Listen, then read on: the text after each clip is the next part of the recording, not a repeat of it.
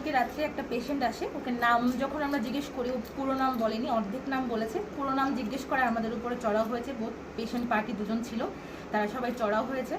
তারপর মানে নেক্সট মানে আমরা যখন মানে করি যে আমাদেরকে ট্রিট করতে দাও, ঠিক আছে, তখন তার উপরে আমাদের উপরে হাত উঠিয়েছে। তারপর আর কি হাত উঠিয়েছে, ধাক্কাধাক্কি করেছে, গায়ে হাতটা দিয়েছে যেখানে মানে ওর দেওয়া উচিত নয়। আমার একদম নাকের সামনে, মুখের সামনে এসে ও কথা বলেছে, ঠিক আছে। তারপর আমি পুলিশ ডাকিয়েছি, তারপর ওকে ধরে নিয়ে আপনার উপরে আক্রমণ করছে নাকি? হ্যাঁ, আমার উপরে আক্রমণ বলতে কি, আমার উপরে মানে আমার মানে গার্ড যিনি ছিলেন দাদা, ওনার উপরে ম্যাক্সিমামটা পড়েছে, কারণ উনি আমার মাঝখানে এসে পড়েছিল। আমার মানে আমাকে অ্যাটাক করার উদ্দেশ্যে ও মানে এই ধাক্কাটা। আপনার কোন জায়গায় আঘাত লেগেছে?